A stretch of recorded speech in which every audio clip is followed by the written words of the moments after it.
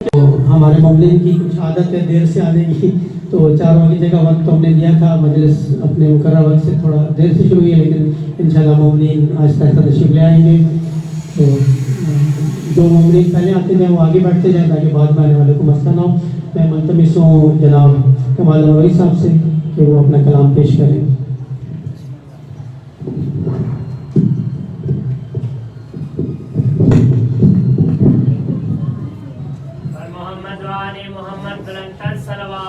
اللہم صلی علی محمد وآل محمد۔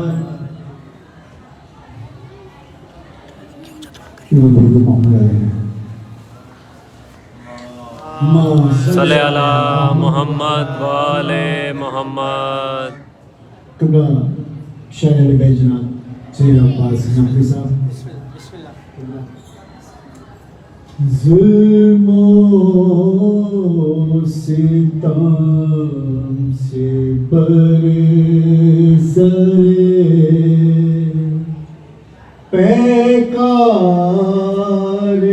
ہے سجاد، ظلم و ستم سے برسرے پیکار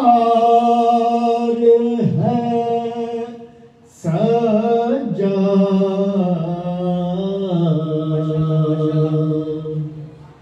کرب و بلا کے عشق کی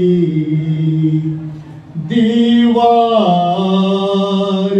ہے سجاد، رگ رگ میں جس کی ہوتا ہے دین خدا کا خون، رگ رگ میں جس کی ہوتا ہے دین خدا کا خون،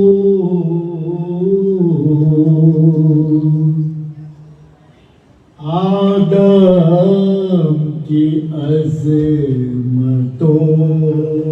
کا وہ کردار ہے سجاد، زنجیر کی جھنکار بنی صبح کا پیغام،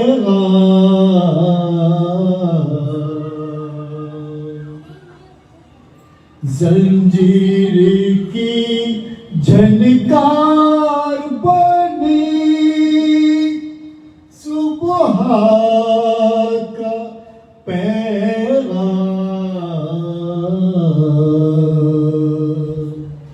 یوں حریت کا قافلہ سالار ہے سجاد،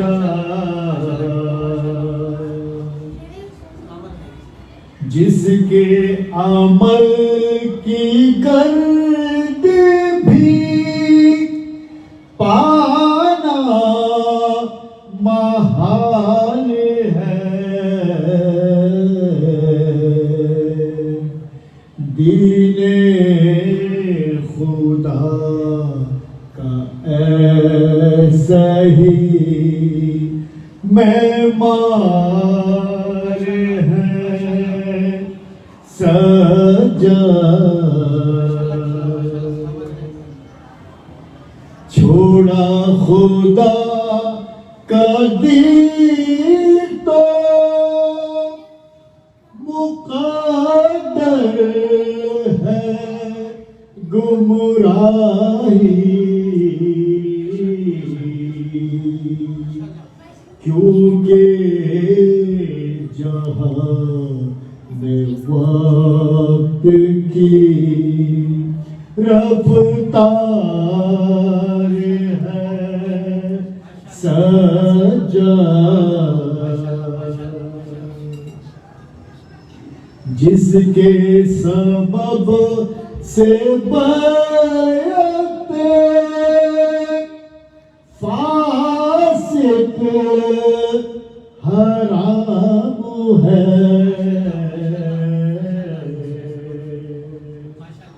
کرب و بلا کا ایسے ہی شاہکار ہے سجا، جس کے سبب سے بیعت فاسق حرام ہے، کرب و بلا کا ایسے ہی شاہکار ہے سجا، سجادے سا دنیا میں مسافر نہ ملے گا،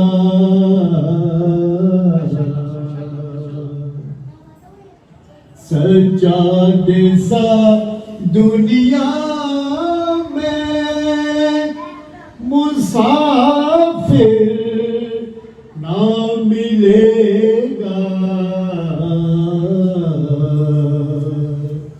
اس کے سفر کا سید و سردار ہے سجا، دل میں جگائے رکھے گا ہر دم حسینیت،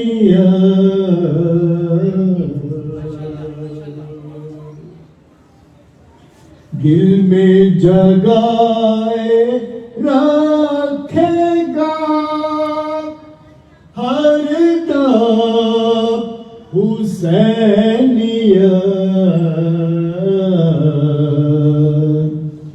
دنیا میں کیسی نیند ہو بیدار ہے سجا، مکتب شکم جی، کیسے بھلا کمال نہ سجدہ کرے صدا،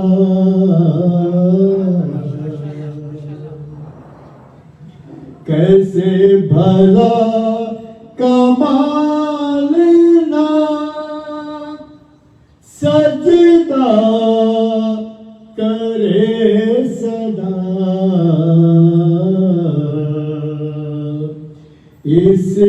اسلام کی قوت ہے وفادار ہے سجا، نعرہ سبحان دو دوسرے میں اللہم صلی علی محمد وعلی محمد، نعرہ تکبیر، اللہ اکبر، نعرہ رسالت، یا رسول اللہ، نعرہ حیدری، یا علی، آواز بلند صلوات، اللہم صلی علی محمد وعلی محمد۔ بادشاہ کے ساتھ ایک سینئر شاعر ہے اور شاعر کے سامنے پڑھنا بڑا مشکل ہوتا ہے، گرم ریتی پر ہے کچھ تشنا بیٹھے ہوئے، گر مریدی پہ گر مریدی پر ہے کچھ تشنا بیٹھے ہوئے تھے کہاں کے رہنے والے ہیں کہاں بیٹھے ہوئے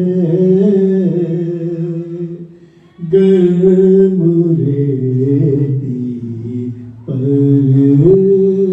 ہے کچھ پانی پانی کی صدا دے رہے تھے دھوپ میں پانی پانی کی صدا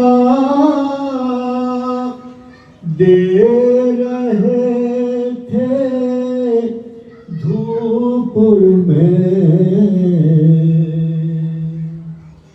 پیاس بچے خاک پر بے سائبہ بیٹھے ہوئے جانے کیا کیا سوچ کر عباس بھی رونے لگے جانے کیا سوچ کر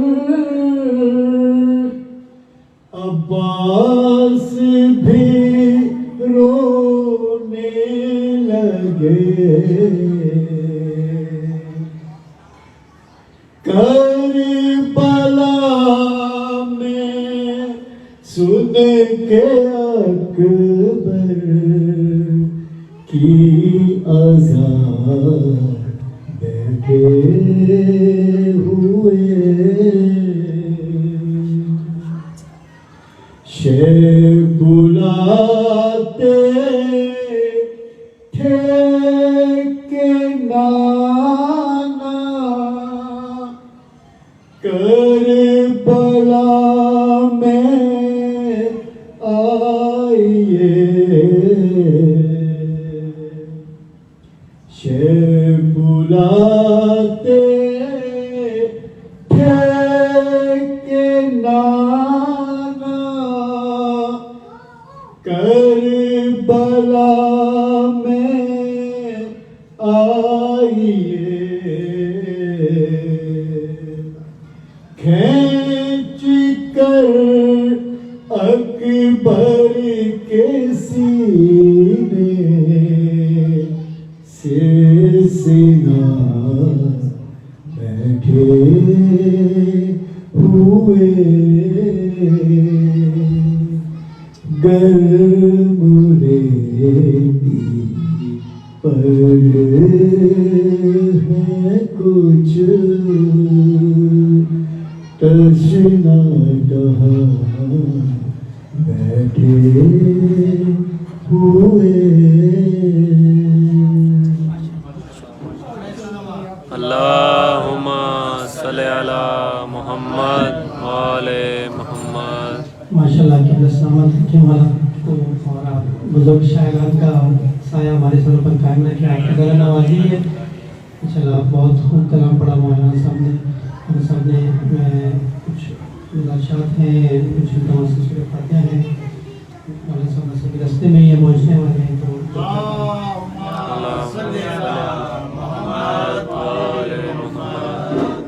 تمام مومنین سے گزارش ہے کہ ایک دفعہ سورہ حمد اور 3 دفعہ सूरह इखलास की तिलावत फरमाकर इसका इस्लाम मेरे वालिद मरहूम सैयद आगा हुसैन नकवी, सैयद जमील हुसैन नकवी, सैयद अमीर हुसैन नकवी, सैयद बशीर हुसैन नकवी, सैयद गुलाम अब्बास नकवी, सैयद साजिद अली गिलानी, सैयद शफा बीबी, सैयद जलाल बीबी और सैयद तस्कीन फातिमा की रूह को इसका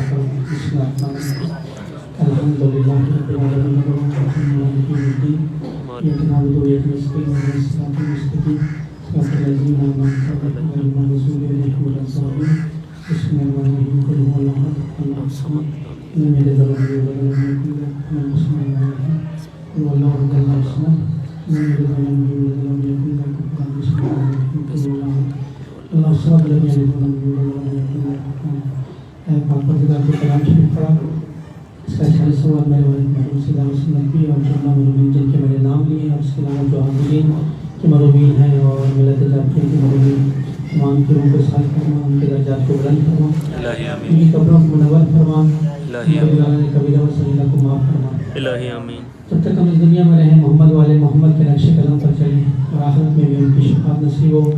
जो मोमिन यहाँ पर शहज़ा पर मौजूद हैं, उनके दिलों में जो हाजात लेकर आए हैं उनकी हाजात को पूरा फरमा, नेमत औलाद से माला माल फरमा।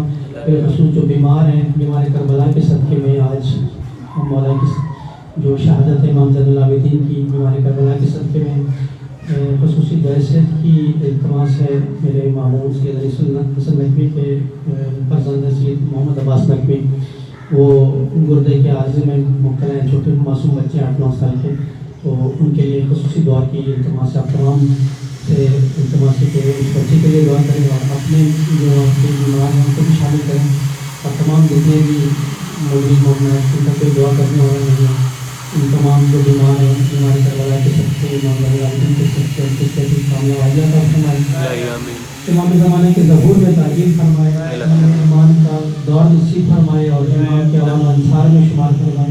हमें अपनी औलाद की अपनी नस्लों की तरबियत करने की, ऐसी तरबियत करने की कि हम उन्हें अपने इमाम का सिपाही बनाएं। इमाम जब तशरीफ़ लाएंगे तो इमाम को जो 313 असहाब दरकार होंगे, तो हमारी दुआ है कि उसमें हम भी हों और हमारे औलाद भी हों।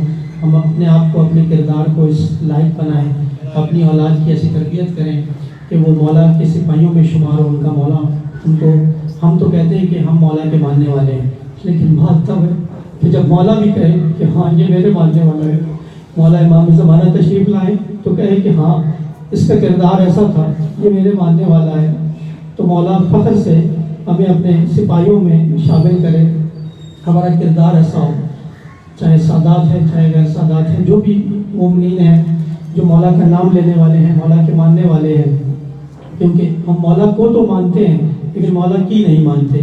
तो पाक परवरदिगार हमें मौला की मानने वालों में से शुमार फरमा और हमारा शुमार उनमें फरमा जिन पे इमाम ज़माना का लुत्फ़ करम हो।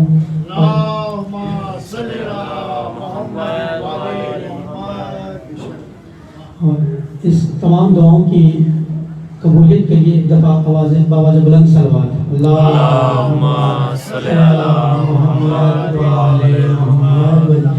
जी जब तक क़िबला तशरीफ़ लाते हैं मैं उनके दर्शक वो पेश करता हूँ। रस्ते में ये मौलाना साहब जैसा थोड़ा टाइम का हो गया, जी एक बावाज़ बुलंद सलवात पड़ेगा। अल्लाहुम्मा सल्ली अला मुहम्मद व आले मुहम्मद। सलवात को पढ़ना सवाब है।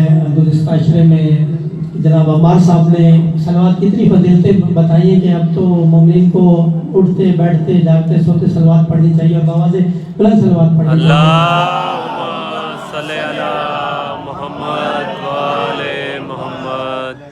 आज जिस इमाम का तस्करा है, जिस इमाम की शहादत है, इमाम ज़ैनुल आबिदीन इमाम हुसैन के फर्जंद और करबला के बच जाने वाले, जब इमाम हुसैन अलैहिस्सलाम खैमे में तशरीफ़ लाए हैं तो चूँकि आप पे बीमारी थी, अल्लाह की हिकमत थी, अल्लाह ताला ने जो है वो आपको आपके ज़रिए सिलसिले इमामत को जारी रखना था, तो आपके ऊपर बीमारी थी, गशी थी।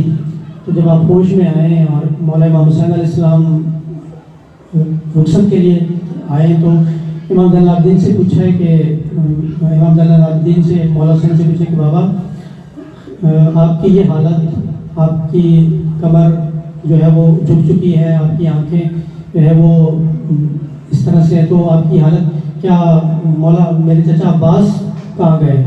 تو کہا کہ عباس نہر الکماں پہ شہید ہو گئے. کہا کہ میرے بھائی علی اکبر کہاں گئے؟ غرض ہے کہ ایک ایک کر کے سب کا پوچھ رہے تھے.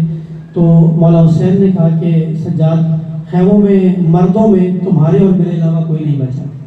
تو مولا سجاد بیٹے تھے, ایک بیٹے کے سامنے باپ کی یہ حالت, تو مولا نے اپنے آپ کو جو ہے وہ اٹھانا چاہا اور تلوار لی اور کہا کہ پھوپھی زینب مجھے سہارا دے, میں جہاد کرنا چاہتا ہوں. تو مولا حسین نے کہا کہ بیٹا سجاد تمہارا جہاد کربلا کے بعد شروع ہوگا, 10 محرم کے بعد, عاشورہ کے بعد تمہارا جہاد شروع ہوگا. حسین نے کربلا تک پہنچا دیا. اب کربلا کے بعد زینب اور سجاد کے حوالے ہمارا یہ پیغام, تم نے اس کے بعد اس سے بڑا جہاد کرنا ہے. تو لگتے کہ امام زین العابدین کربلا میں بچ جانے والے جو جتنے بھی مردوں میں سے امام حسین علیہ السلام اور امام سجاد علیہ السلام جو کربلا میں آپ جو ہے وہ اللہ کی حکمت سے اور یہ اللہ کے رازوں میں سے ایک راز تھا کہ کیونکہ سلسلہ امامت کو آپ کے ذریعے جاری رکھنا تھا, تو آپ جب یہ واقعہ کربلا ہوا ہے اور پھر آپ کو قید کیا گیا اور اس کے بعد آپ کو لے جایا گیا, تو جب یزید کے دربار میں امام زین العابدین کھڑے تھے یزید کے سامنے, اور اس ملعون نے جو ہے وہ مولا حسین کے سر مبارک کی توہین کرنا چاہیے اور چھڑی سے وہ آپ کے لبوں کی توہین, وہ لب جسے رسول اللہ چوما کرتے تھے, وہ آنکھیں جنہیں رسول اللہ چوما کرتے تھے, ان آنکھوں کی ان لبوں کی توہین کرنی اس ملعون نے کی, اور کہا کہ دیکھو تمہارے رب نے تمہیں کیسا رسوا کیا. تو مولا امام زین العابدین نے ایک تاریخی فتویٰ پیش کیا اور آپ نے اس یزید سے کہا کہ اے یزید, اگر تو اپنی جو بات ہے وہ کر چکا تو مجھے اجازت دیتا ہے کہ میں خطاب کروں. تو یزید نہیں چاہتا تھا کہ امام زین العابدین خطاب کریں, لیکن اس کے دربار میں جو موجود تھے لوگوں نے کہا کہ یہ ایک پابند سلاسل ہے, رسیوں میں بندھا ہوا ہے شخص ہے, یہ کیا بات کرے گا, بات کر دیں دو اسے. تو جب مولا سجاد نے خطاب شروع کیا تو جیسے ہی آپ نے خطبہ اپنا شروع کیا تو مؤذن نے کہا کہ اشہد ان محمد رسول اللہ. تو جب مؤذن نے کہا کہ اشہد ان محمد رسول اللہ, تو امام زین العابدین نے کہا کہ اے یزید, یہ جو اذان میں مؤذن محمد رسول اللہ کہہ رہا ہے, کیا یہ تیرے نانا ہے یا میرے نانا ہے؟ اب بتا کون کامیاب ہوا, کسے اللہ تعالیٰ نے جو ہے وہ رسوا کیا؟ تو مجھے اللہ کی طرف سے رسوائی کا تانا دے رہا تھا, ہمارے نانا کا نام آج بھی اذان میں ہے, اور تو نے بیعت چاہی تھی میرے بابا سے اور انہوں نے یہی فرمایا تھا کہ مجھ جیسا تجھ جیسے کی بیعت کبھی نہیں کرے گا, اور قیامت تک ایک اصول دے دیا امام حسین علیہ السلام نے. تو امام زین العابدین نے ایک تاریخی خطبہ وہاں پر دیا یزید کے دربار میں, جس سے پورا دربار لرز گیا, اور یزید کے لشکر میں اور یزید کے اس وقت کے وہاں جو درباری تھے اس میں کچھ جس طرح سے بادشاہوں کا ایک ہوتا ہے کہ کچھ مشیر ہوتے ہیں, کچھ باہر کے لوگ ہوتے ہیں, سفیر وغیرہ ہوتے ہیں, کچھ یہودی بھی تھے, کچھ غیر مسلم بھی تھے. تو جب مولا امام زین العابدین نے اپنا تعارف کروایا تو جو وہاں غیر مسلم تھے وہ کھڑے ہو گئے, انہوں نے یزید کو لعن کیا, انہوں نے کہا کہ اے ملعون, ہم تو اپنے نبیوں کی, ہم نبی عیسیٰ کے ماننے والے, نبی موسیٰ کے ماننے والے ہیں, عیسائی نبی عیسیٰ کے ماننے والے, یہودی نبی موسیٰ کے ماننے والے, تو ہم اپنے نبیوں سے منسلک جو تبرکات ہمارے پاس پڑی ہیں, اب ہم آج تک ان تبرکات کی بھی تعظیم کرتے ہیں, اور تو وہ ملعون شخص ہے کہ تو نے اپنے نبی کے خانوادے کے ساتھ یہ اشر کیا, ان کو شہید کیا, ان کی عورتوں کو پابند سلاسل کیا, اور اب تو نے ان کو اپنے سامنے دربار میں کھڑا کیا ہوا ہے. تو وہ اس پہ لعن کر کے وہاں سے رخصت ہو گئے, کیونکہ اس نے تو ایک پروپیگنڈا کیا تھا, تب سوشل میڈیا کا دور تو نہیں تھا, خبریں نہیں, تو اس نے یہی کہا ہوا تھا کہ جی باغی ہیں نعوذ باللہ, تو حکومت کے خلاف بغاوت کی ہے. تو مولا نے وہیں پر اس کے جو اس کا پروپیگنڈا تھا اس کو امام زین العابدین نے اپنے خطبے کے ذریعے سے اس کو پاش کر دیا, اسے توڑ دیا, اور لوگوں کو بتایا کہ میں کون ہوں اور اس ملعون نے کیا کام کیا, اس نے کس کو شہید کیا. امام حسین کے بارے میں بتایا, جو نہیں جانتے تھے, زیادہ تر لوگ تو جانتے تھے لیکن جو نہیں جانتے تھے. تو کربلا کے بعد امام زین العابدین علیہ السلام نے اپنا جو ہے وہ سفر اور اپنا کردار پیش کیا, اور جو دین اسلام کی جو اشاعت کی, ہم جس طرح سے ہمارے یہاں معتبر ہے صحیفہ سجادیہ مولا امام زین العابدین کی کتاب ہے, جو کہ ہم دیکھتے ہیں کہ مولا نے اپنے دعاؤں کے ذریعے سے, اشاعت کی دعاؤں کے ذریعے سے کیونکہ جس امام کو جو فرصت ملی، جو جس طرح سے امام جعفر صادق علیہ السلام کے دور میں ہم دیکھتے ہیں کہ ان کو بہت زیادہ فرصت ملی تھا بنو امیہ اور بنو عباس آپس میں، تو مولا نے اپنے شاگرد پیدا کیے اور آج ہمارے فقہ کو فقہ جاتے ہیں۔ تو اسی طرح سے امام زین العابدین کے دور میں امام نے اپنی دعاؤں کے ذریعے سے جو ہے وہ دین اسلام کی اشاعت کی۔ ہم دیکھتے ہیں صحیفہ سجادیہ کی صورت میں ہمارے پاس ایک محکم دعاؤں کا مجموعہ ہے جو کہ امام نے اپنے جو ہے وہ اشاعت کی اور دعاؤں کے ذریعے سے اپنا کردار پیش کیا۔ اور اس کے بعد جب یہ یزید نے 1 سال تک ان کو قید رکھا اور اس کے بعد جب اس نے اپنے جو بھی کربلا کے جو شہداء تھے ان کو آزاد کرنا چاہا، تو اس نے امام زین العابدین کو بلایا اور کہا کہ میں آپ کو جو آزاد کرنا چاہتا ہوں۔ تو امام نے کہا کہ میں اپنی پھوپھی التماس سورہ فاتحہ بابا سے بلند صلوات اللہم صلی علی محمد وعلی محمد۔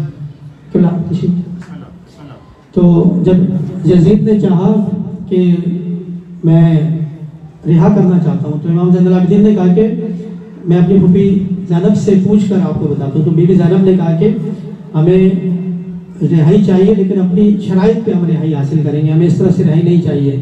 تو جو شرائط بی بی زینب نے امام سجاد کو بتائیں ان میں جو تھا کہ ہمیں ایک کمرہ مہیا کیا جائے جہاں پر ہم مجلس عزا برپا کریں اور ہمیں کربلا پہنچایا جائے، جو تاکہ ہم وہاں پر جا کے مولا حسین کی مجلس برپا کریں اور مجلس جو عزاداری کریں۔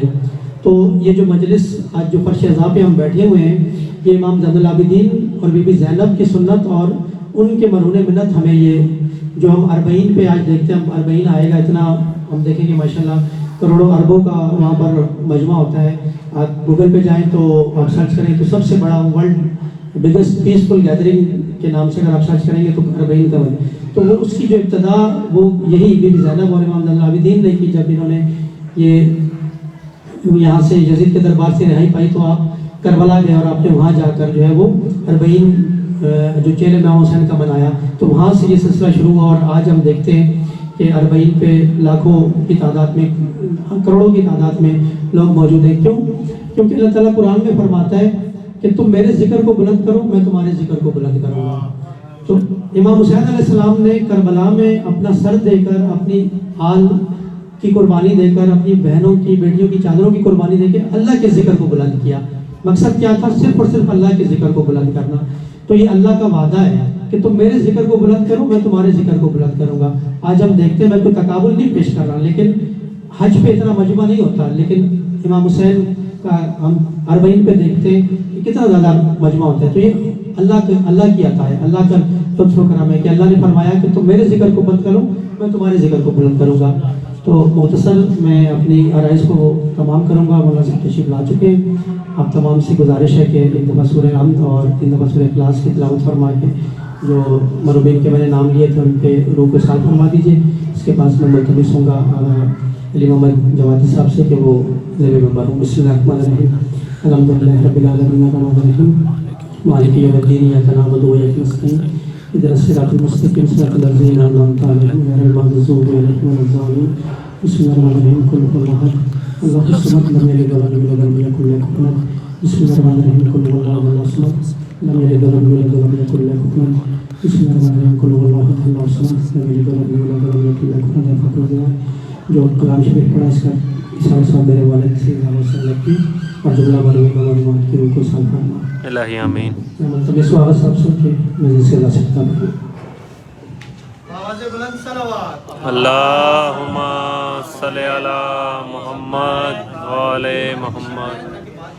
نعرہ تکبیر، اللہ اکبر، نعرہ رسالت، یا رسول اللہ، نعرہ حیدری، یا علی، محمد وآل محمد بلند تر صلوات۔ اللہم صلی علی محمد وعلی محمد۔ تکبیر، اللہ اکبر، نعرہ رسالت، یا رسول اللہ، نعرہ حیدری، نعرہ حیدری، یا علی، حسینیت، حسینیت، یزیدیت، یزیدیت، اہل بیت کے دشمنوں پہ لعنت، بے شمار، اہل بیت کے دشمنوں پہ لعنت، بے شمار۔ آواز بلند صلوات۔ اللہم صلی علی محمد وعلی محمد۔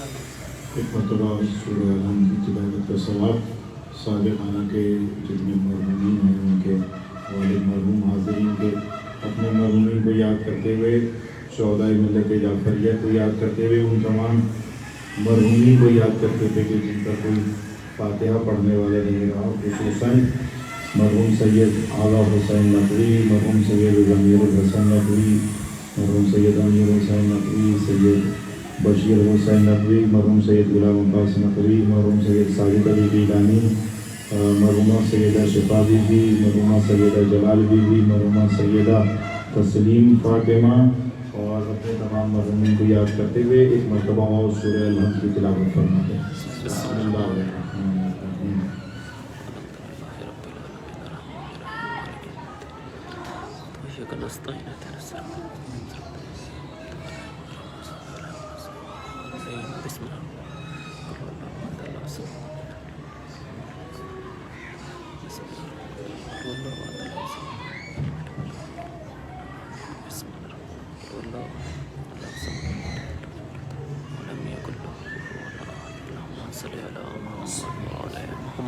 لا حول ولا قوة إلا بالله العلي العظيم۔ بسم الله الرحمن الرحيم۔ الحمد لله رب العالمين بارئ الخلائق أجمعين،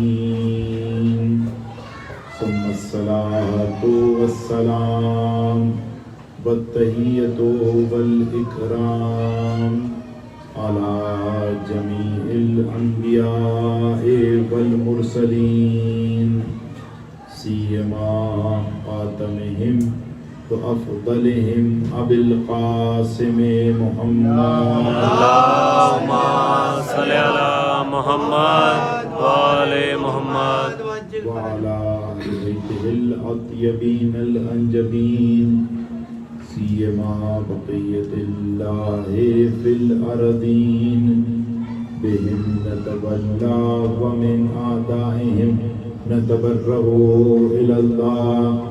أما بعد، فقال الله تعالى في كتابه المجيد وفرقانه الحميد وقوله الحق، بسم الله الرحمن الرحيم۔ وإذ ابتلى إبراهيم ربه بكلمات فأتمهن، قال إني جاعلك للناس إماما۔ صلوات اللهم صل على محمد وآل محمد۔ اس سے بہتر سے بات وہی محمد۔ اللهم صل على محمد وآل محمد۔ عزیزان محترم، قرآن مجید کی سب سے طولانی سورت کا نام ہے سورہ مبارکہ بقرہ۔ اس کی 124ویں آیت میں پروردگار عالم ارشاد فرما رہا ہے کہ تمہارے پروردگار میں، میری جانب توجہ فرمائیے گا، کہ تمہارے پروردگار نے ابراہیم کو مختلف امتحانات سے گزارا ہے۔ توجہ فرمائیے، جناب ابراہیم کے ایسے کیسے امتحانات ہیں کہ اگر ان امتحانات کی تاثیر کو بیان کرنے لگوں تو یقین جانیے خود اس ابراہیم کے امتحانات پر ایک اشرہ درکار ہے۔ اپنے شہر میں تھے بابل میں، پروردگار عالم نے کہا کہ ابراہیم شہر کے سارے بتوں کو جا کر توڑا۔ یہ معمولی بات نہیں ہے۔ آپ ذرا کسی افسر کی اس کی رونت، اس کے تکبر کو ذرا تنبیہ کیجئے تو پھر دیکھیں کہ وہ آپ کے ساتھ کیا حشر اور نشر کرے گا۔ ابراہیم کے بارے میں پروردگار کہہ رہا ہے کہ ابراہیم نے شہر کے سارے بتوں کو توڑ دیا۔ یہ خود امتحان تھا۔ اچھا، پھر جب یہ بتوں کو توڑ دیا نتیجہ کیا ہوا؟ کہا کہ اب تمہیں، نمرود نے کہا اب ہم تمہیں ایک ایسی دہکتی ہوئی آگ میں ڈالیں گے کہ جس آگ کی تپش آسمانوں تک بلند ہوگی۔ ابراہیم کو اس آگ میں ڈال دیا گیا۔ اب یہ دوسرا امتحان۔ تیسرے مرحلے پر ابراہیم کی ازدواجی زندگی شروع ہوئی، اولاد نہیں ہوتی تھی، یہ تیسرا امتحان۔ اولاد ہوئی، اسماعیل جیسا فرزند پروردگار عالم نے عطا کیا۔ اب کہا کہ ابراہیم اپنی بیگم ہاجرہ اور اپنے پسر اسماعیل کو اٹھاؤ اور انہیں مکہ کی سنگلاخ پہاڑیوں کے درمیان چھوڑاؤ۔ چوتھا امتحان۔ پانچواں آگے اور چلیے۔ پھر پروردگار عالم نے کہا کہ اسماعیل ابھی جوان ہوئے ہیں، جوان بیٹا ہے، بہت آرزوؤں کے بعد ملا ہے، بہت تمناؤں کے بعد ملا ہے۔ اب کہا کہ نہیں ابراہیم، اس کے اپنے دل میں کسی طور اولاد کی محبت نہیں آنی چاہیے، اولاد کی تربیت ہونی چاہیے، اولاد سے شفقت ہونی چاہیے، لیکن دل میں جگہ ہونی چاہیے تو وہ محض اور محض پروردگار عالم کو ہونا چاہیے۔ اس لیے کیونکہ گھر، یہ دل جو ہے پروردگار عالم نے گھر قرار دیا ہے۔ اب جس طریقے سے ایک نیام میں دو تلواریں نہیں رہ سکتی، اسی طریقے سے ایک دل میں دو دلبر نہیں رہ سکتے۔ پروردگار نے کہا یا اسماعیل کو اپنا دلبر بنا لو یا پروردگار عالم کو اپنا معشوق بنا لو۔ تو کہا نہیں، پروردگار اسماعیل سے دستبردار ہوتا ہوں۔ کہا وہ کیا کرو؟ کہا کہ اسماعیل کو ایک صحرا میں لے جاؤ، ایک جگہ پر لے کے جاؤ، اسے اس کی ماؤں کی نظروں سے دور کر دو اور اس کی گردن پر تیز چھری رکھ دو۔ ہے نا بھائی؟ اسی تیز چھری رکھنے کی بنیاد پر آپ کون سا تہوار مناتے ہیں؟ عید الاضحیٰ ہیں، عید قربان کا تہوار مناتے ہیں، یہی ہے نا۔ اب کہا کہ اسماعیل کے گلے پر چھری پھیر دو۔ اب وہ پروردگار عالم کی مشیت تھی کہ پروردگار عالم نے اسماعیل کے مقام پر ایک دمبے کو بھیج دیا۔ اب جب اتنے امتحانات سے گزارا، جب اپنے جوان بیٹے کے گلے پر تیز گود خنجر رکھنے کا کہہ دیا، جب اپنی زوجہ اور اپنے فرزند کو مکہ کی سنگلاخ پہاڑیوں میں چھوڑ دینے کا کہا، جب اولاد دیر سے ہوئی، جب بابل سے نکالے گئے، جب دہکتی ہوئی آگ میں جھونکے گئے، اب کہا کہ ابراہیم ہم تمہیں انی جاہلوں کا للناس اماما، اب ہم تمہیں امتحانات سے گزار کے لوگوں کے لیے امام بنا رہے ہیں۔ محمد صلوات اللہم صلی علی محمد وعلی محمد۔ اب ہم تمہیں لوگوں کے لیے امام بنا رہے ہیں۔ اچھا بھائی، جب بازار جاتے ہو نا، تو جو اچھی شے ہوتی ہے اسے صرف خود کے لیے رکھتے ہو یا اپنی بیگم بچوں کے لیے بھی لے جاتے ہو؟ لے جاتے ہو نہیں لے جاتے؟ لے جاتے ہو نا۔ کیوں بھائی؟ یہ کھانا بہت اچھا ہے، قبلہ یہ پارسل کر دیجئے، میرے بیٹے کو بھی کھلانا ہے۔ قبلہ یہ چیز بہت اچھی ہے، یہ پارسل کر دیجئے، مجھے میری بیگم کو دینی ہے۔ قبلہ یہ ملبوسات، یہ لباس بہت اچھا ہے، یہ مجھے دے دیجئے، میرے گھر والوں کو دینا ہے۔ تو انسان کو جو چیز بہت پسند آئے نا، وہ اسے خود پر راضی نہیں رہتا، بلکہ اپنی نسل کے لیے بھی اس شے کو مانگتا ہے۔ ابراہیم کو نبوت ملی تھی، لیکن ابراہیم نے قرآن کی کسی آیت میں نہیں ملے گا کہ ابراہیم نے اپنی نسل کے لیے نبوت کو مانگا ہو۔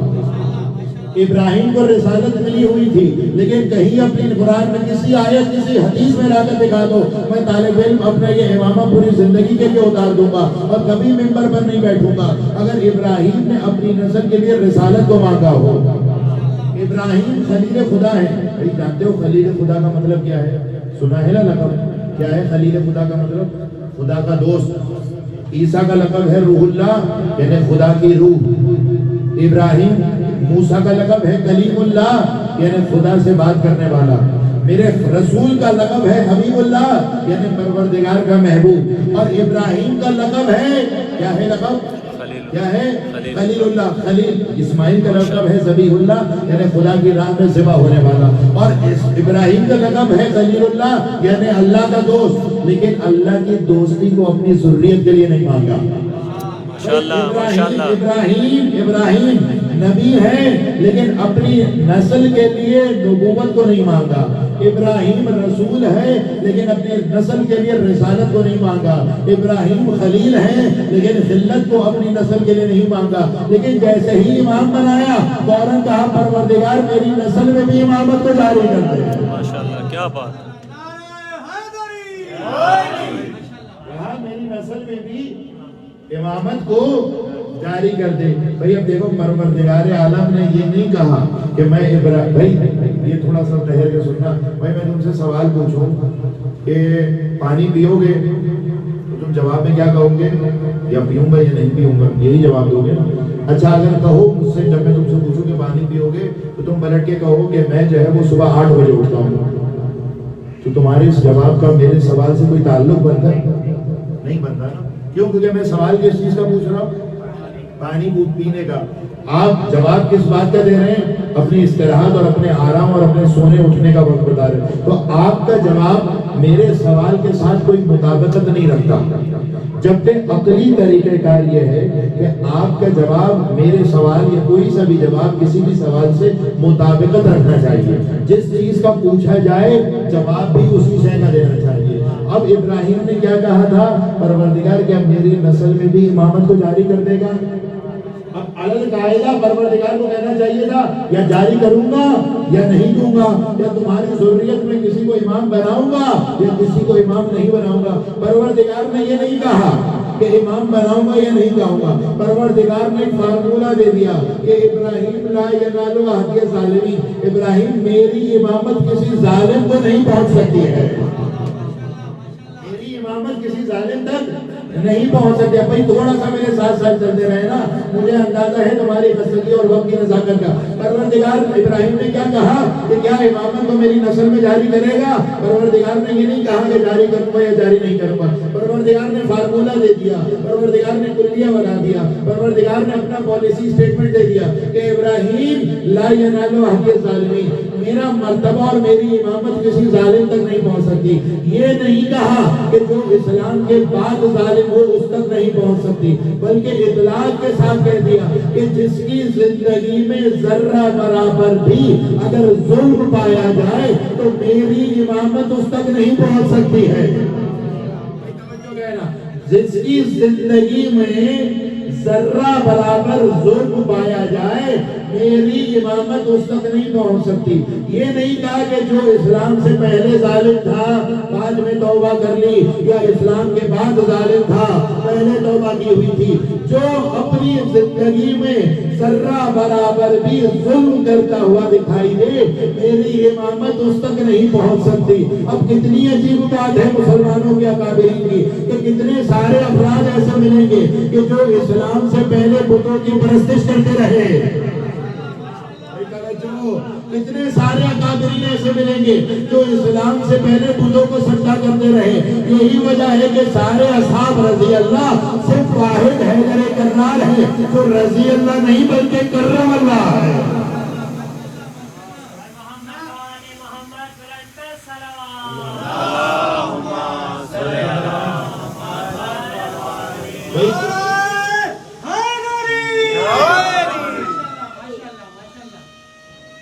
سارے اصحاب رضی اللہ ہے. کیوں علی کو کرم اللہ کہا جا رہا ہے؟ کیوں کہا جا رہا ہے؟ کیونکہ علی نے اسلام سے پہلے بھی کبھی کسی بت کی پرستش نہیں کی تھی. اب یہ جملہ سن لینا، بہت تیزی سے آگے نکل جاؤں گا. وہ یہ کہ پروردگار کی امامت تو کسی ظالم تک نہیں پہنچ سکتی. مسلمانوں کی بد نصیبی دیکھیے کہ ان کی خلافت کسی ظالم تک پہنچ جاتی ہے.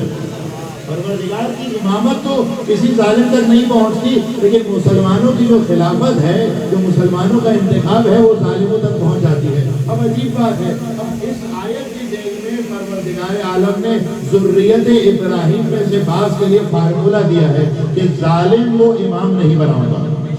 جو بھی جس کی زندگی میں ظلم پایا جائے گا میں اسے امام نہیں مانوں گا. یہی وجہ ہے کہ جنہیں مسلمانوں نے اپنا رہنما چنا وہ نماز پڑھا کرتے تھے، وہ روزہ رکھا کرتے تھے، وہ حج بجا لایا کرتے تھے، لیکن چونکہ زندگی میں ظلم پایا جاتا تھا اس لیے انہیں ہم نے خلیفہ نہیں مانا. ہم نے اس کو خلیفہ مانا جو رسول کی مسند پر بیٹھ جائے تو رسول جیسا نظر آنے لگے.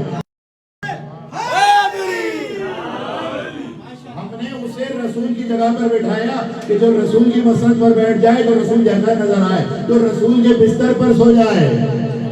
اب ظالم آئے تو یہ فرق پیدا نہ کر سکے کہ ابو طالب کا بیٹا علی سو رہا ہے یا عبداللہ کا بیٹا محمد سو رہا ہے.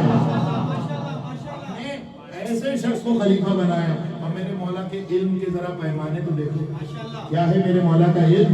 بھائی یہ دیکھو ایک صلوات پڑھو محمد وآل محمد. اللہم صلی علی محمد وآل محمد. آواز بلند صلوات. اللہم صلی علی محمد وآل محمد. توجہ ہے نا میرے ساتھ. بھائی یہ دیکھو کہ پروردگار عالم اور اس کے اولیاء میں، اس کے ائمہ میں، اس کے برحق جانشینوں میں فرق اتنا ہے. تھوڑا سا نوجوان دوست میرے ساتھ رہیں. بسم اللہ. بھئی یہ سورج ابھی جو موسم ابری ہے، بارش کا موسم ہے، برسات کا موسم ہے، مونسون چل رہا ہے. جب دھوپ ہوتی ہے تو دھوپ کہاں سے بنتی ہے؟ سورج سے. سورج سے جو شعاعیں نکلتی ہے، جو ریز نکلتی ہیں، جو کرنیں ہم تک پہنچتی ہیں، وہ کہلائی جاتی ہے دھوپ. اچھا اب مجھے یہ بتاؤ کہ کرنوں میں گرمائش ہوتی ہے یا ٹھنڈک ہوتی ہے؟ گرمائش. اچھا کرنوں نے یہ گرمائش اور اس حرارت کو کہاں سے لیا ہوتا ہے؟ سورج سے. سورج سے ہی لیا ہوتا ہے. ایسا تو نہیں ہے نا کہ سورج سے یہ شعاعیں چلی اور درمیان میں کوئی چولہا تھا، کوئی ہیٹر تھا، کوئی بھٹی تھی، کوئی جسے روٹی کا تندور تھا، وہاں سے تپش لے کر ہم تک پہنچائی. ایسا تو نہیں تھا نا. جو تپش اس کے اندر ہے وہ وہی تپش ہے جو سورج کے اندر ہے. جو اس کی حقیقت ہے یہ وہی حقیقت ہے جو سورج کی حقیقت ہے. جو نور اس کے پاس ہے یہ وہی نور ہے جو سورج سے لیا ہوا ہے. بس کرن میں اور سورج میں فرق کتنا ہے؟ فرق کچھ بھی نہیں ہے، صرف اتنا سا فرق ہے کہ کرنوں کی ساری حقیقت سورج سے لی گئی ہے، لیکن سورج نے اپنی تپش کسی سے نہیں لی بلکہ اپنی ذات کی ہے. اگر یہ کرنوں کا اور سورج کا یہ فزکس کا تمہیں فارمولا اور یہ مثال منتقل ہو گئی ہو تو ذرا آؤ. پروردگار عالم ہے لامحدود ذات، اس کا علم لامحدود، اس کی قدرت لامحدود، مکان لامحدود، زمان لامحدود، اس کی ذات لامحدود. بھئی لامحدود ذات ہے یا نہیں ہے؟ اب ذرا آؤ تمہارے مولا کا ایک واقعہ تمہارے ذہنوں میں محفوظ ہے، اس لامحدود کو میں ذرا اس لامحدود سے ملا دوں. بھئی ایک دن کسی نے کہا یا علی آپ ہمارے گھر پر آئیے، دعوت ہے. کہا چشم تمہارے گھر پہ آؤں گا. دوسرے نے کہا میرے گھر پہ آئیے، تمہارے یہاں بھی آؤں گا. تیسرے نے کہا میرے گھر بھی آئیے، تمہارے گھر بھی آؤں گا. سارے اصحاب جب رات کو ملے تو کہا علی کس کے یہاں آئے تھے؟ ہر ایک نے کہا کہ علی ہمارے یہاں آئے تھے. ہر ایک نے کہا کہ علی ہمارے یہاں آئے تھے. اب 40 لوگوں نے کہا کہ آج شام کے وقت علی ہمارے دسترخوان پہ تشریف فرما تھے. خدا میں کہتا ہوں 40 نہیں، اگر 400 بھی کہا جاتا، 400 لوگ بھی آ کر کہتے کہ علی ہمارے گھر پہ موجود تھے، ہمارے گھر پہ مہمان تھے، تو میں اس ادنا سا طالب علم شک نہ کرتا. اس لیے کیونکہ لامحدود خدا کے ماننے والے لامحدود اولیاء خدا ہیں. خدا ہے لامحدود اولیاء خدا ہے. بس فرق کیا ہے؟ فرق یہ ہے کہ انہوں نے اپنی تمام فضائل پروردگار سے لیے ہیں اور پروردگار نے اپنے فضائل کسی سے نہیں لیے بلکہ اس کی ذات سے ہیں. صرف اتنا سا فرق اگر سمجھ لیا جائے، صرف اتنا سا. یہ جو ہم کہتے ہیں قلوب ہے، فلاں غالی ہو گیا، فلاں نے مولا متقیان کو خدا کی منزلت تک پہنچا دیا، یہ در حقیقت ہماری نظروں کی کم فہمی ہے، یہ ہمارے ذہنوں کا قصور ہے، یہ ہماری جہالت ہے. اس کی وجہ سے ہم مولا متقیان کو اپنے جیسا سمجھنے لگتے ہیں. بھائی وہ علی ہے، وہ رب اعلیٰ کا بندہ علی ہے. جتنی صفات پروردگار میں ہیں وہ ساری صفات تمہارے مولا میں بھی ہے. بس فرق کیا ہے؟ اتنے سے فرق کو یاد کر لو. فرق کیا ہے؟ کیا ہے فرق؟ کہ میرے مولا نے پروردگار سے لیا ہے اور پروردگار نے کسی ذات سے نہیں لیا. بس اتنا سا فرق اگر سمجھ لو. جو کچھ خدا کے پاس ہے وہ سب کچھ علی کے پاس ہے. سارے خزانے علی کے پاس ہے، ساری قدرت خدا علی کے پاس ہے، ساری خلقت کے اسباب علی کے پاس ہے، ساری علم کے خزانے علی کے پاس ہے. بس فرق کیا ہے کہ علی نے خدا سے لیا ہے، خدا نے کسی سے نہیں لیا.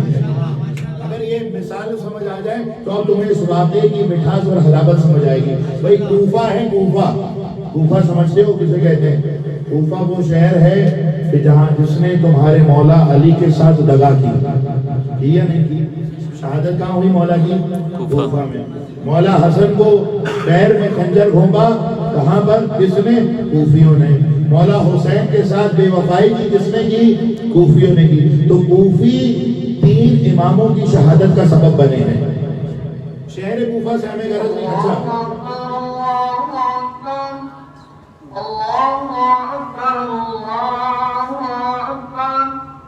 أشهد أن لا إله إلا الله أشهد أن لا إله إلا الله أشهد أن محمدا رسول الله أشهد أن محمدا مل کے صلوات پڑھیں محمد والے حي على الصلاة حي على الصلاة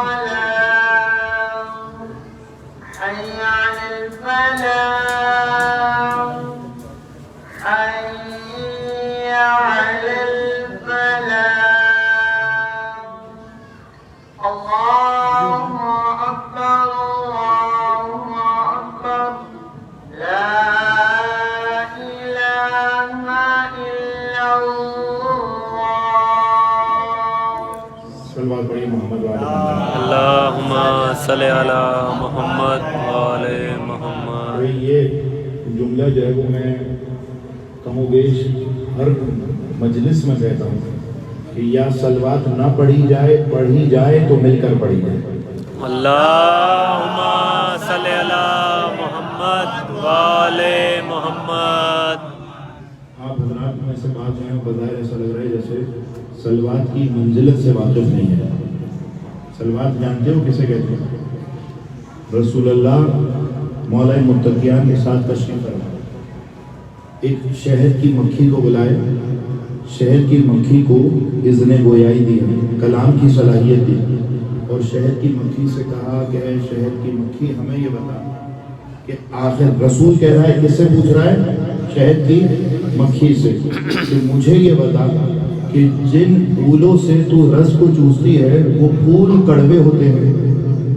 ذرا جا کر چکری یہ گلاب کی پتی کو کسی موتیا کی ہے جو پھول مارکیٹ میں بازار میں فراہم ہے, اسی طرح زبان پر رکھیے, آپ کو مٹھاس محسوس نہیں ہوگی, یا کڑواہٹ محسوس ہوگی یا تلسی اور کھٹاس محسوس ہوگی. تو رسول نے کہا کہ کیا وجہ ہے کہ تو جن پھولوں سے رس کو چوستی ہے وہ پھول تو کڑوے ہوتے ہیں, لیکن جو تو شہد بناتی ہے وہ شہد میٹھا ہوتا ہے.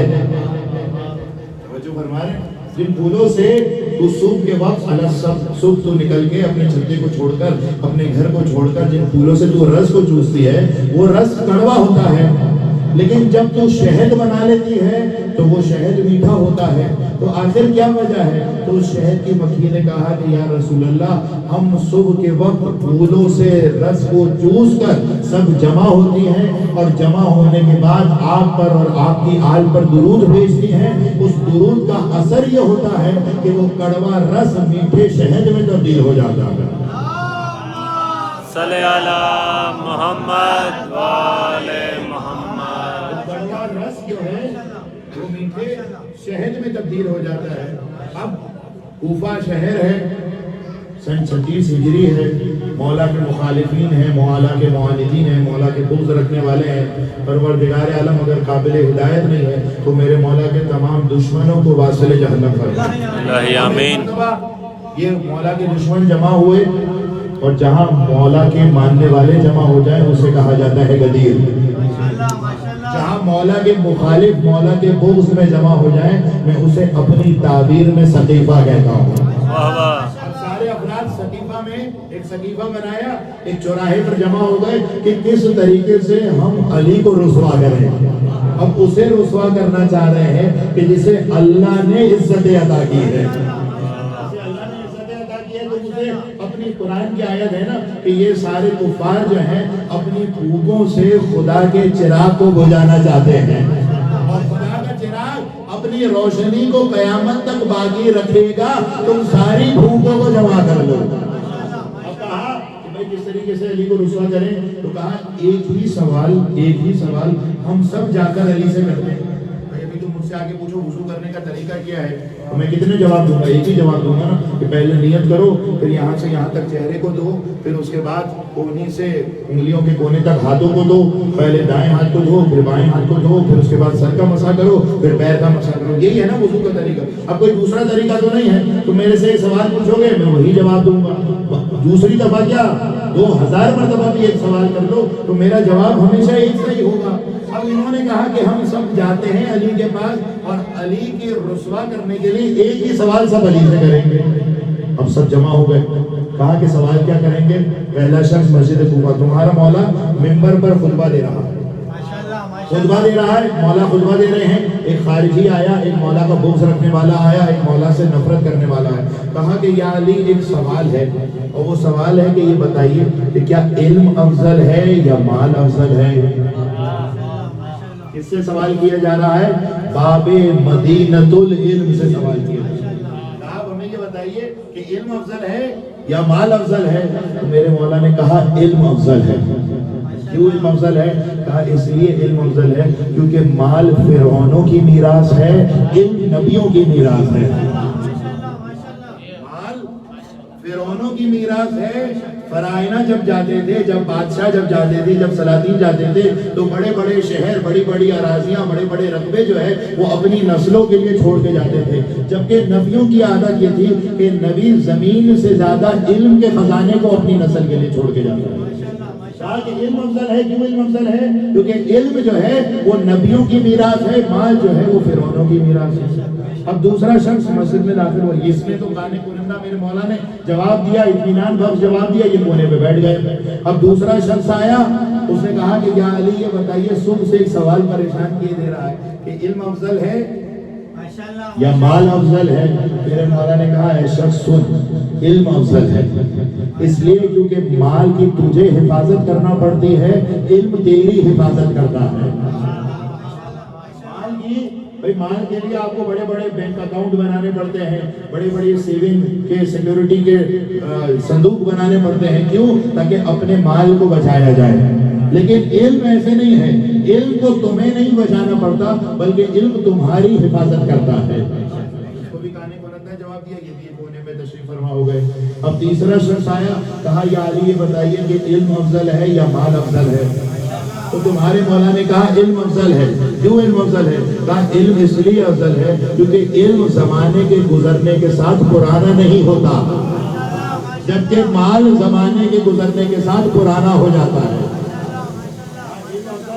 क्योंकि जमाने के गुजरने के साथ इल्म कभी भी मोजीदा कि आज से 1000 साल पहले के जो साइंसदान आए हैं, क्या अबू अली सीना, क्या अबू इसहाक किंदी, क्या फाराबी, आज तक साइंस के और साइंस के जो साइंसदान है, जो माहिरीन है, वो उन्हें सलूट बजा ला रहे हैं। क्यों? क्योंकि इल्म बोसीदा नहीं होता है, इल्म पुराना नहीं होता। माल सड़ के रह के पुराना हो जाता है। ये दीवार आज है, 30 साल पहले, 30 साल बाद ये बोसीदा हो जाएगी। ये लिबास आज है, 30 साल बाद ये पुराना हो जाएगा। ये हम आज हैं, 30 साल बाद हमारे चेहरे पे झुर्रियां आना शुरू हो जाएगी। तो माल की खुसूसियत ये है कि वो पुराना हो जाता है, जबकि इल्म पुराना नहीं होता है। अब चौथा शख्स आया, चौथा शख्स ने आके सवाल किया कि या अली एक सवाल है आपसे।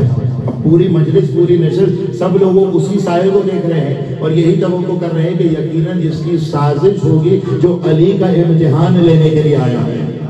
क्योंकि अगर कोई माकूल इंसान होता तो कभी भी अली का इम्तिहान ना लेता, क्योंकि अली वो जात है जो सवाल के बाद जवाब नहीं देती बल्कि सवाल की जानिब उकसाती है।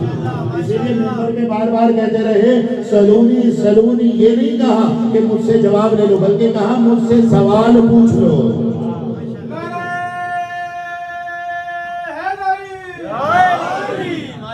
कहा मुझसे सवाल पूछ लो, जो पूछना है मुझसे पूछ लो। अब चौथा शख्स आया, इसने कहा कि या अली एक सवाल है। क्या सवाल है? कहा ये बताइए कि इल्म अफजल है या माल अफजल है। अब तुम्हारे मौला ने कहा इल्म अफजल है। भाई जवाब सुनना चाहोगे? तवज्जुहात है ना तुम्हारी मेरे साथ। कहा इल्म अफजल है। क्यों इल्म अफजल है? कहा इल्म इसलिए अफजल है क्योंकि माल चोरी हो जाता है, लेकिन इल्म को कोई चोरी नहीं कर सकता। यही वजह है कि गासिबों ने फिल्म तो चोरी कर लिया, लेकिन वारिसे इल्म सलूनी, वारिसे इल्म लदुनी के नहजुल बलागा को कैसे चोरी करें?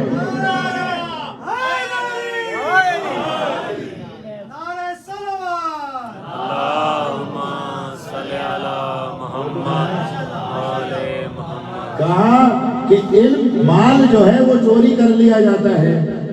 कुछ लोग मिंबर चोरी कर लेते हैं, कुछ लोग बाग चोरी कर लेते हैं, کچھ لوگ حکومت چوری کر لیتے ہیں، کچھ لوگ القابات چوری کر لیتے ہیں۔ تو بھائی اتنی عجیب بات ہے کہ بزدل کے آگے بہادری کے القاب جچتے نہیں ہیں۔ جو بزدل ہو اس کے آگے بہادری کے القاب جچتے نہیں ہے۔ تاریخ گواہ ہے کہ کس کی تلوار میدان میں چلی تھی اور کس کی تلوار گھر میں چلی تھی۔ تو اردو کا ایک محاورہ ہے کہ اپنے گھر میں کتا بھی شیر ہوتا ہے۔ شیر کی درندگی، شیر کی بہادری گھر میں نہیں بلکہ میدان میں پتہ چلتی ہے۔ جب ہم نے میدان میں آ کر دیکھا تو رسول کی حفاظت کرتے ہوئے، قرآن کی حفاظت کرتے ہوئے، شریعت کی حفاظت کرتے ہوئے، دین کی حفاظت کرتے ہوئے اگر نظر آیا تو صرف اور صرف علی ابن ابی طالب نظر آیا ہے۔ صرف اور صرف علی کی تلوار ہمیں میدان میں نظر آتی ہے، بقیہ کسی کی تلوار میدان میں نظر نہیں آتی ہے۔ اب کہا کہ پانچواں شخص آیا، اگلا شخص آیا، اور مجھے معلوم نہیں یہ پانچواں ہے، چھٹا ہے، آپ گنتے رہیے گا کہ بھئی اگلا شخص آیا، اس نے کہا کہ یا علی یہ بتائیے کہ علم افضل ہے یا مال افضل ہے؟ تمہارے مولا نے کہا علم افضل ہے۔ توجہ فرما رہے ہیں؟ نے جواب یقین جانو، میں اتنی کتابیں پڑھ لینے کے بعد خدا مولا کے فضائل کا انسان جھوم جاتا ہے مولا کے فضائل کو سن کے، کہ کسی علامہ دہر سے پوچھ لو، کسی بڑے فلسفی سے پوچھ لو، کسی سقراط بقراط سے پوچھ لو، باخدا 2 سے 3 جواب سے زیادہ کوئی نہیں دے سکتا۔ اب تمہارے مولا کے پاس پانچواں شخص آ رہا ہے، پوچھ رہا ہے کہ یا علی یہ بتائیے علم افضل ہے یا مال؟ مولا نے کہا علم افضل ہے۔ کیوں علم افضل ہے؟ اس لیے علم افضل ہے کیونکہ مال تیرے ساتھ صرف قبر تک چلے گا۔ قبر کے بعد جتنا کمایا تھا، جو لباس تھا، جو شہرت تھی، جو تعلقات تھے، جو گھر تھے، جو گاڑیاں تھی، وہ ساری منتقل ہو جائے گی اگلی نسل کو۔ بس مال کی خصوصیت یہ ہے کہ مال سے قبر تک ساتھ رہتا ہے، بعد میں نہیں جاتا، جبکہ علم اتنا پکا دوست ہے، اتنا گہرا رفیق ہے کہ اس دنیا میں بھی تیرے ساتھ چلے گا اور اس دنیا میں بھی تیرے ساتھ ساتھ چلتا رہے گا۔ بس علم کی خصوصیت کیا ہے کہ قبر میں پہنچنے کے بعد علم سے رابطہ ختم نہیں ہوتا ہے۔ اب ایک اور شخص آیا، 7واں شخص آیا، اس نے کہا کہ یا علی یہ بتائیے کہ علم افضل ہے یا مال افضل ہے؟ تمہارے مولا نے کہا علم افضل ہے، اس لیے جو کہ عالم کے دوست بہت ہوتے ہیں، مالدار کے دشمن بہت ہوتے ہیں۔ عالم کے دوست بہت ہوتے ہیں، مالدار کے مال کی وجہ سے، اس کی حرص اور طمع اور لالچ کی وجہ سے اس کے دشمن بہت ہوتے ہیں۔ اب ایک اور شخص آیا، اس نے کہا کہ یا علی یہ بتائیے کہ علم افضل ہے یا مال افضل ہے؟ تو میرے مولا نے کہا علم افضل ہے، اس لیے کیونکہ عالم کے اندر خضوع اور انکساری آ جاتی ہے، جبکہ مالدار کے اندر تکبر آ جاتا ہے۔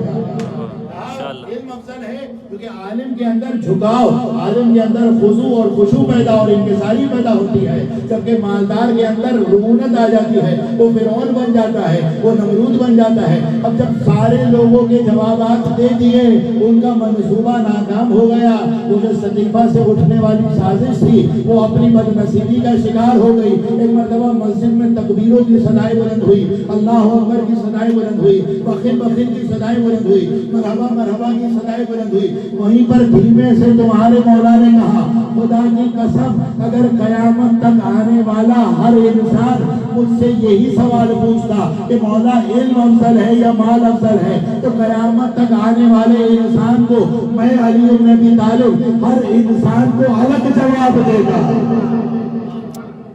صلوات پڑھیے محمد والے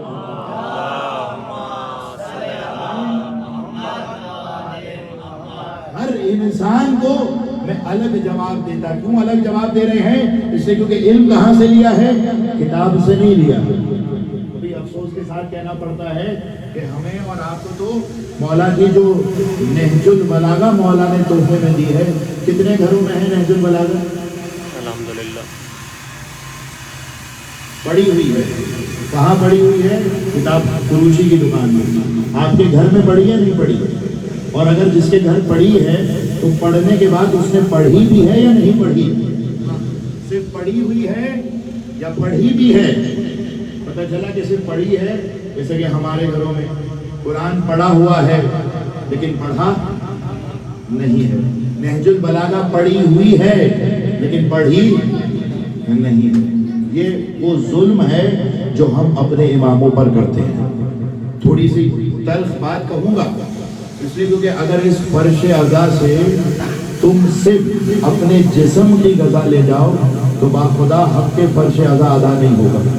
حق کے فرش عزا اس وقت ادا ہوگا جب یہاں سے جسم کی غذا بھی ملے اور فکر کی غذا بھی ملے. یہ دیکھو، یہ ہمارا ظلم ہے جو ہم اماموں پر کرتے ہیں. اس سال میں دن میں آدھا ثواب نہج البلاغہ نہیں پڑھ سکتے. دن میں کتنا گھنٹہ فیس بک کو دیتے، ذرا اپنا اسکرین ٹائم جا کر دیکھ لیجیے. کتنا گھنٹہ اپنا واٹس ایپ کو دیتے ہیں، کتنا گھنٹہ اپنا جو دوسرے ٹویٹر ہے، انسٹاگرام ہے، جو بھی یوٹیوب ہے، اس کو کتنا ٹائم دیتے ہیں. کیا ہے 2 منٹ یقین جانیے آدھا صفحہ پڑھنے میں 2 منٹ سے زیادہ نہیں لگتا. باخدا کہہ رہا ہوں، کیا ہم نے کبھی پڑھا؟ کیا ہم نے کبھی ائمہ معصومین کی روایتوں کو دیکھا؟ کیا ہم نے کبھی ائمہ کے پیغامات کو پرکھا؟ کیا ہم نے کبھی قرآن کی آیتوں کو دیکھا؟ نتیجہ کیا ہوا؟ نتیجہ جانتے کیا ہوا؟ چوتھے امام امام زین العابدین علیہ السلام، چوتھے امام کا زمانہ ہے. چوتھے امام کے زمانے میں واقع کربلا رونما ہو چکی. تھوڑا میرے ساتھ ساتھ چلتے رہنا. واقع کربلا رونما ہو چکی ہے. واقع کربلا تشیع کے لیے، شیعہ سماج کے لیے، مسلمانوں کے لیے اتنا بڑا گھاؤ تھا، اتنا بڑا زخم تھا کہ ہر گھر سے یا حسین کی آوازیں آ رہی تھیں. واقع کربلا کے بعد 61 ہجری، آج کون سی ہجری ہے؟ 1445. 61 ہجری کی بات کر رہا ہوں، کیونکہ کوئی بھی انسان، کوئی بھی مسلمان، کوئی بھی خدا کا کلمہ اور رسول کی نبی کی نبوت کا اقرار کرنے والا یہ توقع نہیں کر رہا تھا کہ حسین ابن علی کو یزید ابن معاویہ اس بے دردی کے ساتھ کربلا میں شہید کر دے گا. کوئی کسی کو وہم و گمان میں نہیں تھا. بھائی اگر ایک خود حسین کی شہادت بھی توقعات سے مبرہ تھی. چیر اسد کے حسین بھی شہید ہوئے، ساتھ ان کے جوان پسر بھی شہید ہوئے، ان کے جوان بھائی بھی شہید ہوئے، ان کا ششماہا بھی شہید ہوا. نہ صرف ان کے مرد شہید ہوئے بلکہ ان کی خواتین کو بھی اسیر اور قیدی بنایا گیا. یہ کسی کے وہم و گمان میں نہیں تھا. ہر انسان، ہر گھر، ہر شہر، ہر معاشرے سے یا حسین کی آوازیں بلند ہو رہی تھی. لیکن مجھے بتاؤ کہ اسی یا حسین کی آوازوں کی گونج میں تمہارا چوتھا امام شہید ہوا ہے یا نہیں؟ تمہارا چوتھا امام، بھائی تھوڑا سا اتنا تو ممبروں سے تم نے استفادہ کیا ہے نا، اتنا تو مجھے جواب دیتے رہو تاکہ مجھے لگے میری سوالت ہو رہی ہے نہیں ہو رہی. بھائی مجھے بتاؤ کیا تمہارا چوتھا امام بلڈ پریشر سے مارا گیا تھا؟ شوگر میں مارا گیا تھا؟ کسی نے گولی مار دی تھی؟ کیسے شہید ہوا؟ ہارٹ اٹیک ہوا تھا؟ کیسے ہوا تھا؟ زہر سے شہید کیا تھا نا؟ کیا تھا نہیں کیا تھا؟ اتنی یا حسین کی آوازیں آ رہی تھی، لیکن اس یا حسین کی آوازوں میں تمہارا چوتھا امام شہید ہو گئے. اب مجھے یہ بتاؤ، انصاف سے یہ بتاؤ کہ یہ جو یا حسین کی آوازوں میں آوازیں ہیں، سیاہ پوش ہیں، فرش بچھایا ہوا ہے، جلوس نکل رہا ہے، ماتم ہو رہا ہے، علم اٹھ رہا ہے، حسین پر گریہ ہو رہا ہے، لیکن اس حسین پر گریے کے باوجود تمہارا چوتھا امام زہر پی کر شہید ہو جاتا ہے، تو یہ یا حسین کی آوازیں امام کے لیے فائدہ مند ہوئی یا نہیں ہوئی؟ ہوئی یا نہیں ہوئی؟ اگر ہوئی ہوتی تو تمہارا چوتھا امام شہید نہیں ہوا ہوتا. یہی تمہارا پانچواں امام تھا. شیعہ جو ہے وہ یا حسین کہہ رہے ہیں، لیکن پانچواں امام شہید ہو گیا. یہی یا حسین کی آوازیں اٹھتی رہی، تمہارا چھٹا امام شہید ہو گیا. یہی یا حسین کی آوازیں اٹھتی رہی، تمہارا ساتواں باب الحوائج امام 14 سال زندان میں رہا ہے. یہی یا حسین کی آوازیں بلند ہوتی رہی، تمہارا 9واں 8واں امام مدینے سے زبردستی کر کے ہاتھوں میں رسن باندھ کے اسے جو ہے وہ مدینے سے خراسان یعنی مشہد لایا گیا. یہی یا حسین کی آوازیں اٹھتی رہی، تمہارا 9واں امام کتنے برس کی عمر میں شہید ہوا ہے؟ محض 25 برس کی. تم میں سے کتنے افراد ہیں 25 برس کا کوئی نوجوان مارا جاتا ہے؟ کیا 25 برس کے انسان کو بلڈ پریشر ہوتا ہے؟ کیا 25 برس کے نوجوان کو کولیسٹرول ہوتا ہے؟ 25 تمہارا 9واں امام 25 برس کی عمر میں اسے شہید کر دیا گیا. تمہارا 10واں امام محض 40 سال کی عمر میں اسے شہید کر دیا گیا. تمہارا 11واں امام محض 28 برس کی عمر میں اسے شہید کر دیا گیا. تمہارا آخری امام یعنی امام زمانہ محض 5 سال کی عمر میں پردہ غیب میں چلا جاتا ہے. یا حسین تو کہا جا رہا تھا، لیکن یہ یا حسین فائدے مند ثابت نہیں. یہ جو یا حسین کہا گیا ہے نا، یہ یا حسین کہتے ہو نا، تمہاری ماں نے تمہیں لوریاں دیتے ہوئے یا حسین کہا ہے نا، یہ یا حسین صرف دل کی تسکین کے لیے نہیں ہے. ہم نے کیا سمجھ لیا ہے؟ یا حسین کیا ہے کہ میرے جگر پہ ٹھنڈک پڑ جائے، تھوڑا سا گریہ کر لوں میرے گناہ بخش دیے جائیں، تھوڑا سا گریہ کر لوں تاکہ مجھے اندرونی سکون مل جائے. یہ یا حسین مجھے اور تمہارے اندرون کو سکون پہنچانے کے لیے نہیں تھا. حسین کی قربانی کم قربانی ہے. کیا پروردگار عالم یہ سکون تمہیں نماز کے ذریعے سے نہیں دے سکتا تھا؟ کیا یہ سکون تمہیں روزے کے ذریعے سے نہیں دیا جا سکتا تھا؟ کیا یہ سکون تمہیں کسی اور صدقہ اور خیرات کے ذریعے سے نہیں دیا جا سکتا تھا؟ کیا اس سکون کے لیے حسین نے اتنی عظیم قربانی دی ہے؟ اس لیے قربانی دی حسین نے تاکہ قیامت تک کی یزیدیت بے نقاب ہو جائے. اسی وجہ ہے کہ جب بھی تم چوراہوں پر کے ذریعے سے، اس روڈ کے ذریعے سے، اس بلند علم کے ذریعے سے جب بھی کسی کو اعتراض ہونے لگے تو یہ بات سمجھ جانا کہ یا یہ یزید ہے یا یہ نسل یزید ہے. جس کو بھی اعتراض ہو تو سمجھ جانا کہ یا یہ یزید ہے یا یہ نسل یزید ہے. بس اب اسی بات سے اندازہ کر لو کہ یہ جو تم یا حسین کی آوازیں بلند کرتے ہو، یہ در حقیقت قیامت تک آنے والی یزیدیت کے چہرے سے نقاب اتارنے کا طریقہ ہے. نقاب اتارنا ہے. جا کر چیک کرو، یا حسین کہو.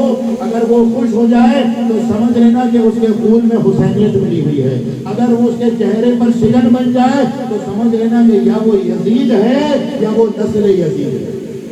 لہٰذا حسین کی قربانی، یہ جو حسین ہے، یہ صرف رسم گریہ کرنا نہیں ہے کہ تم آؤ گریہ کر کے نیاز کھا کے ماتم کر کے گھر چلے جاؤ. کیا حسین نے اتنے سے کام کے لیے قربانی دی تھی؟ کیا حسین اتنا معمولی انسان تھا کہ میرے اور تمہارے احساسات کی تسکین کے لیے، صرف تشفی اور ٹھنڈک پہنچانے کے لیے گریہ قربانی دے رہا ہے؟ بس ایسا یا حسین کہنا ہے، یہ جملہ یاد رکھنا، ایسا یا حسین کہنا ہے کہ وقت کا امام شہید نہ ہونے پائے. یہ یا حسین ہوتا ہے.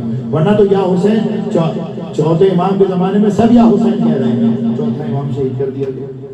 5ویں امام کے زمانے میں، 8ویں امام کے زمانے میں، 11ویں امام کے زمانے میں سب یا حسین کہہ رہے ہیں. مجھے بتاؤ کہ یہ یا حسین ثواب تو دے گا.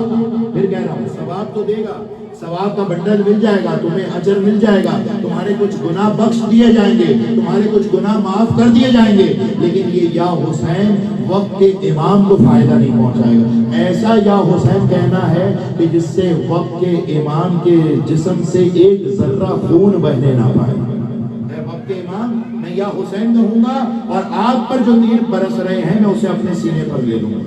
اے وقت کے امام، میں یا حسین کہوں گا تاکہ آپ کے جسم پر جو نیزے چبھے جا رہے ہیں میں اپنے جسم کو آگے کر لوں گا. اے وقت کے امام، میں ایسا یا حسین کہوں گا کہ جو تلواریں آپ کے جسم کو زخمی کر رہی ہیں، آپ کے جسم پر نہیں بلکہ میرے اپنے آپ کو قربان کر دوں گا، اپنے خون کو بہا دوں گا، اپنے گلے کو کٹوا دوں گا، لیکن آپ پر ایک ذرہ آنچ نہیں آنے دوں گا. یہ یا حسین معراج یا حسین. ذرا آؤ کربلا میں آ کر دیکھو کیسا تمہیں حبیب نے یا حسین کہا ہے. کس طریقے سے اصحاب حسین نے کہا، مولا آپ کو ظہر کا وقت ہو گیا ہے، آپ کو نماز بجا لانی ہے، آپ نماز بجا لائیے، ہم اپنے سینوں کو آپ کے آگے سپر بنا دیں گے. سینوں کو سپر بنا، ای کو تھوڑا کم کیجیے، اب ای کو تھوڑا کم کیجیے. کیا کہا؟ ہم اپنے سینوں کو آپ کے آگے سپر بنا دیں گے تاکہ آپ پر جو تیر آپ کو نشانہ بنا رہے ہیں وہ ہم پر پڑے، لیکن آپ اور فاطمہ کے لال پر ذرہ برابر آنچ نہیں آنی چاہیے. یہ یا حسین فائدہ دے گا. ورنہ ایسا یا حسین ثواب تو دے دے گا لیکن وقت کا امام شہید ہو جائے گا، وقت کا امام اسیر ہو جائے گا. وقت کا امام 14 سال باب الحوائج قید میں رہا ہے. 14 سال معمولی عمر نہیں ہوتی. 14 سال کا مطلب جانتے ہو کیا ہے؟ 14 سال کا مطلب یہ ہے کہ انسان کی عمر ختم ہو جاتی ہے. 14 سال 14 سال تمہارے 7ویں امام کو قیدی بنا کر رکھا گیا. یا حسین کو کہا جا رہا. ذرا آؤ، آج چوتھے امام کی شہادت کا دن ہے. وہ امام کہ جس نے کربلا کو سنا نہیں ہے. دیکھو تم نے تو کربلا کو سنا ہے نا، امام وہ ہے کہ جس نے کربلا کو سونا نہیں بلکہ آنکھوں سے دیکھا ہے. اس کی آنکھوں کے سامنے کبھی علی اصغر کا گلا چھیدا گیا ہے، اس کی آنکھوں کے سامنے کبھی اس کے چچا عباس کے بازو کاٹے گئے، اس کی آنکھوں کے سامنے کبھی بھیا علی اکبر کے جگر پر برچھی کا پھل لگا ہے. جب بھی سید سجاد کی عادت تھی جب بھی کسی کو دیکھتے گریا کرتے، جب کسی بڑی عمر کے انسان کو دیکھتے گریا کرتے، جب کسی گود میں کسی بے شیر کو دیکھتے گریا کرتے، کسی مولود کو دیکھتے گریا کرتے، کسی انسان کو دیکھا کرتے گریا کرتے، کسی جوان کو دیکھتے گریا کرتے. اتنا گریا کیا کرتے کہ کسی سائل نے آ کر کہا کہ اے سید سجاد کب تک گریا کیجیے گا، کب تک آنسو بہائیے گا؟ ارے کسی کے ہاں کوئی جوان میت بھی ہو جائے تو وہ 1 مہینہ روتا ہے، وہ 1 سال روتا ہے.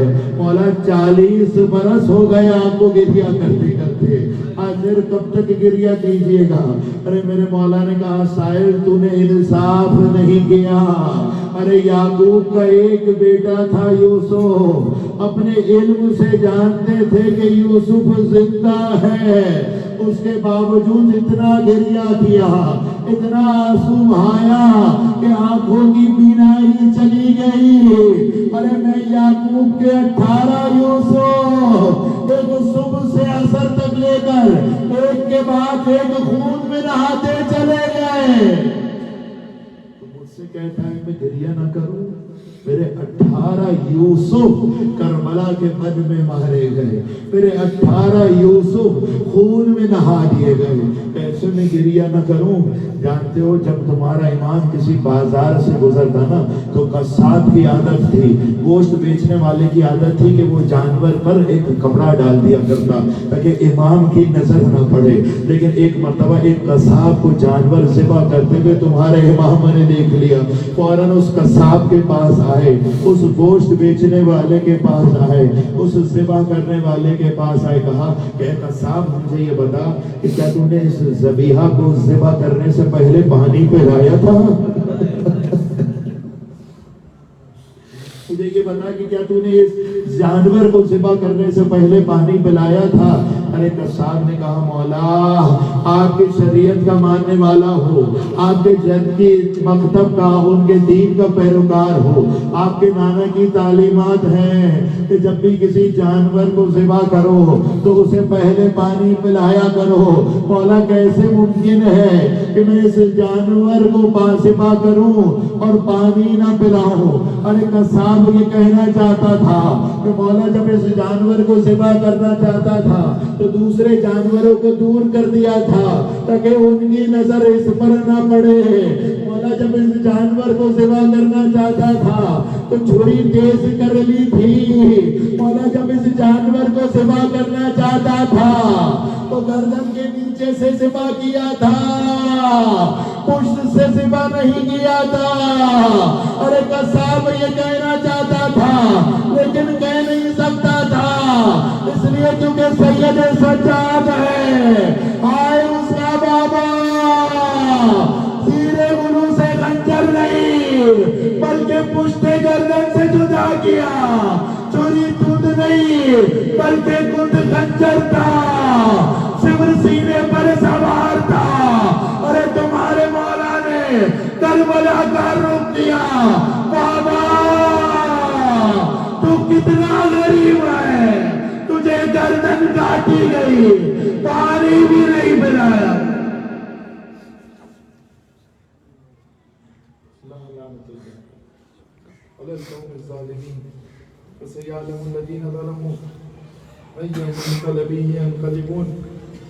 پروردگار ہماری آنکھوں پر اپنی رحمت نازل فرما، الہی آمین. پروردگار ہمارے آنسوں کو رمان حضرت زہرا میں جگہ نصیب فرما. الہی آمین. پروردگار جو مومنین پریشان حال ہیں ان کی پریشانیوں کو برطرف فرما. الہی آمین. پروردگار صاحبان ایمان اس دنیا میں جہاں بھی ہیں ان کی جان مال عزت آبرو کی حفاظت فرما. الہی آمین. پروردگار جو مومنین بے گناہ اسیر اور لاپتہ ہیں انہیں جلد از جلد بازیاب اور رہا فرما الہی آمین پروردگار تجھے واسطہ دیتے ہیں بیمار کربلا کی مظلومیت کا، بیمار امام کی بیماری کا واسطہ دیتے ہیں، جو مومنین صاحب العلاج لا علاج بیماریوں میں مبتلا ہیں انہیں جلد از جلد صحت یابی عنایت فرما الہی آمین پروردگار تجھے واسطہ دیتے ہیں بیمار کربلا کی مظلومیت کا، وقت کے امام کے ظہور میں تاجیل فرما الہی آمین ان کے اعوان انصار مددگاروں میں شمار فرما الہی آمین فاطمہ حسین یا حسین